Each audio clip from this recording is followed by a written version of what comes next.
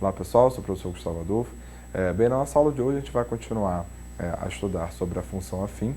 Então, na nossa última aula, a gente definiu o que era uma função afim, vimos, né, uma situação problema, a gente definiu quando uma função é crescente, quando uma função é decrescente, e vimos que uma função afim ou ela é crescente, ou ela é decrescente, ou ela é constante. Né? Então, para qualquer função afim, só há sempre uma dessas três possibilidades. O que a gente vai ver hoje é o que a gente chama de caracterização da função afim, que é o seguinte: geralmente em muitos problemas que a gente vai resolver, que a gente resolve, a gente tem uma situação em que a gente tem que modelar, né, aquele problema para uma determinada função, né, fazer um modelo daquilo.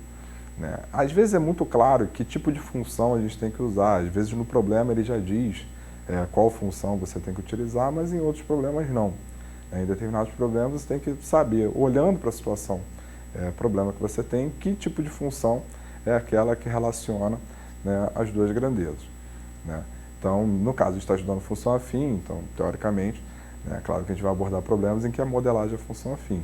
Né? Mas você pode ter uma função quadrática, que a gente não estudou ainda, que a gente ainda vai estudar, né? Tem a função exponencial, tem uma função logarítmica, ou seja, não é tão simples assim, não é qualquer problema que é tão simples você determinar que tipo de função envolve aquele problema. Certo? Então, a caracterização da função afim nos ajuda a ter essa interpretação correta sobre que tipo de função, sobre qual tipo de problema, né, a gente sabe que envolve uma função afim. Certo? Então, vamos definir a caracterização da função afim. Então, seja f de reais em reais uma função crescente ou decrescente. Então, se a diferença f de x mais h menos f de x depender apenas de h e não de x, então a nossa função é uma função afim. Então, algumas observações. Né? O que acontece? Se a função não é nem crescente, nem decrescente, nem constante, então a gente já sabe na nossa última aula que essa função não é uma função afim. Certo? O caso em que a função ela é uma função constante, né? Lembrando, o que é uma função constante? Né? Para qualquer valor que você tome no domínio, tem sempre o mesmo valor. Então, por exemplo, nessa situação, para a função constante, eu tenho que f de x mais h menos f de x vai dar sempre zero. Né? E toda função constante é uma função afim, né? Claro, uma função de reais em reais. Né? Então, isso não nos dá muita coisa. Agora, para quando a função é crescente ou decrescente, né, essa é uma condição, né, importante. Né? Essa condição da função ser crescente ou decrescente, junto com essa diferença depender apenas de h, nos permite concluir que, de fato, essa função que a gente está olhando é uma função afim. Certo? Então, isso aqui caracteriza uma função afim.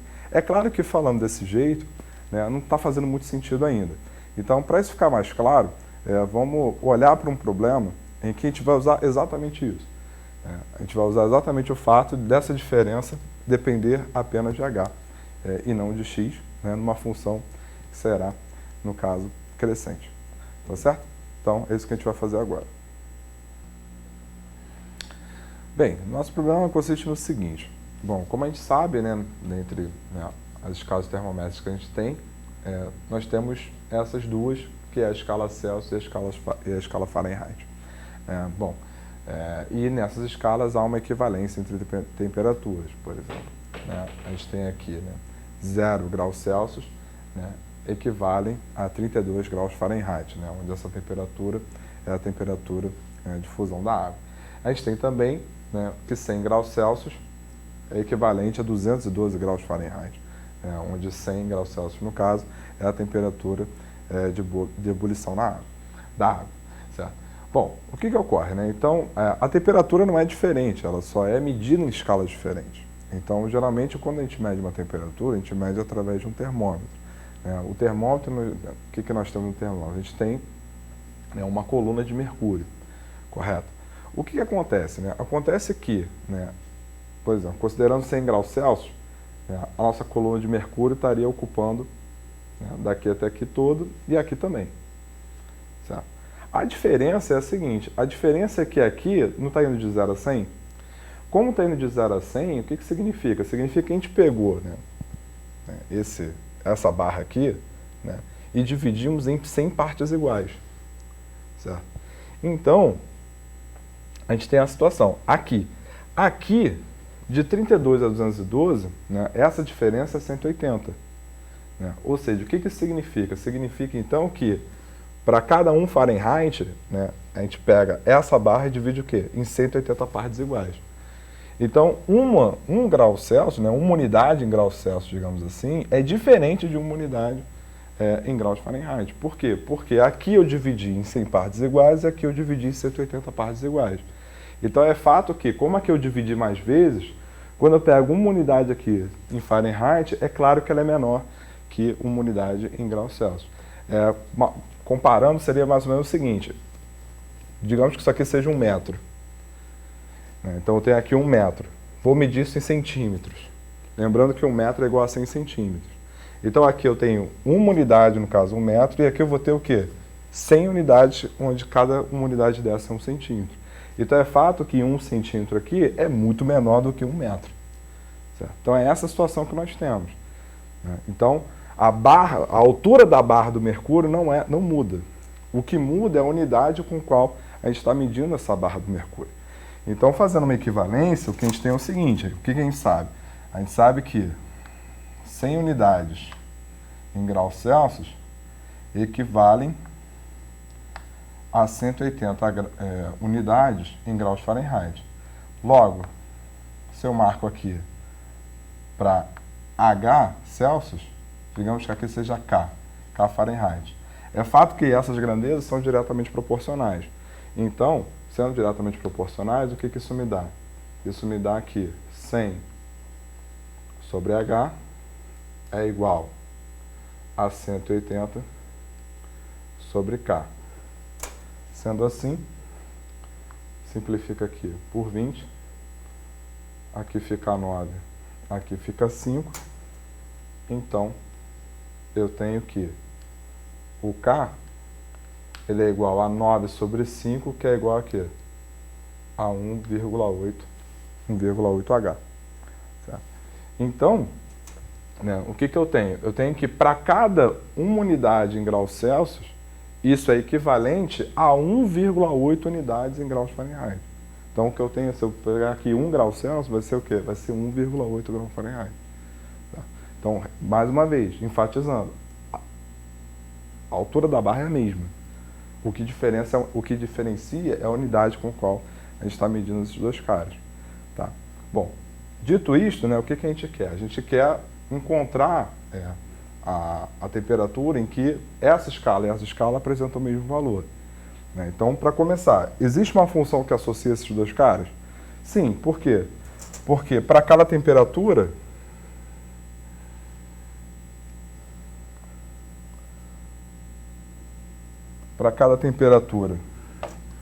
aqui em graus Celsius, eu tenho uma única temperatura em graus Fahrenheit. Certo? Eu não tenho como ter, sei lá, 10 graus Celsius podem ser 30 ou 10 graus Fahrenheit. Isso não existe. Então, para cada temperatura que eu tenho aqui, eu tenho o quê? Eu tenho uma única temperatura em graus Fahrenheit. Então, existe uma função que associa essas duas grandezas. Certo? Bom, então eu tomei aqui x, então tem um f de x aqui. Então a ideia é o quê? É pegar a diferença f de x mais h menos f de x e mostrar que essa diferença depende apenas de quem? Depende apenas de h e não de x. Tá, então se eu pego uma temperatura um pouco maior,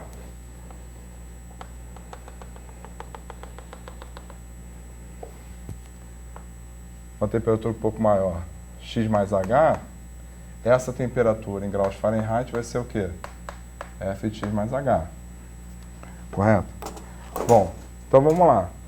Essa diferença aqui, né, vai ficar quanto?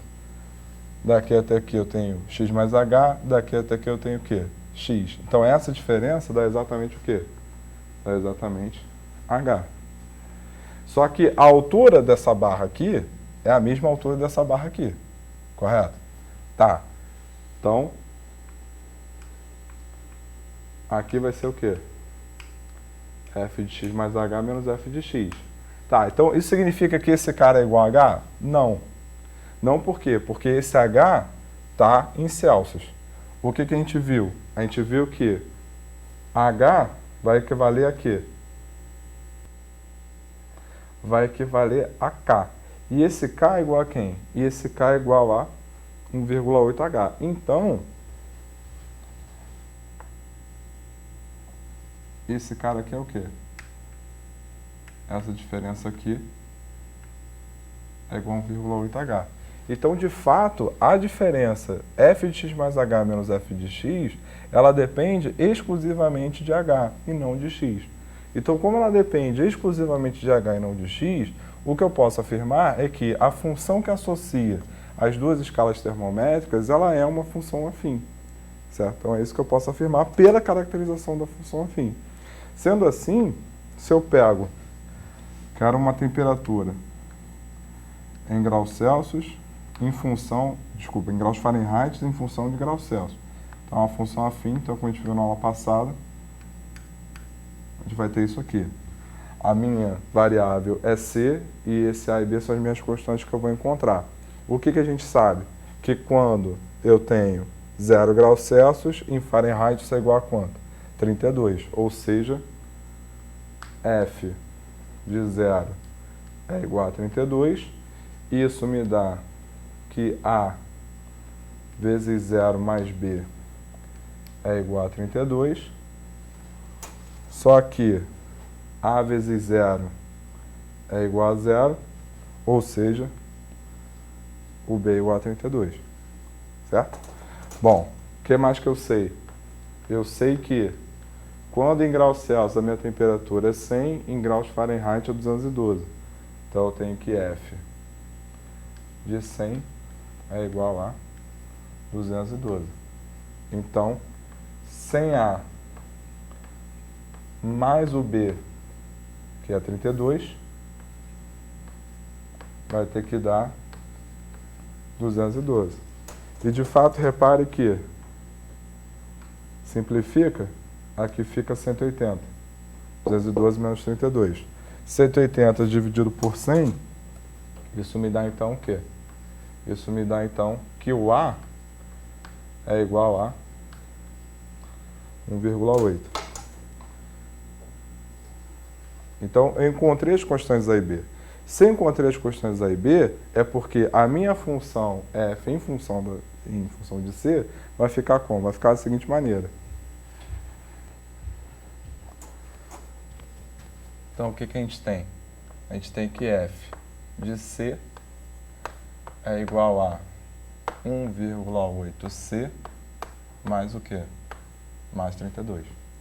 Então, essa é a função que associa essas duas escalas termométricas. Bom, o que a gente quer no nosso problema? A gente quer no nosso problema a temperatura em que as duas escalas apresentam o mesmo valor. Então, eu vou ter aqui uma determinada temperatura T e essa temperatura tem que ser igual nos dois, ou seja, então vai ser T graus Celsius e em Fahrenheit vai ter que dar a mesma coisa. Então, isso me dá que T é igual a 1,8T mais 32. Com isso, 1,8T menos T dá 0,8T. E esse 32 passando para cá, fica menos 32. E aí, de fato, o que nós temos é, simplifica aqui, por 8, aqui vai ficar 0,1, aqui vai ficar menos 4. Logo, o T, então, é igual a menos 40. Ou seja, menos 40 graus Celsius é igual a menos 40 graus Fahrenheit.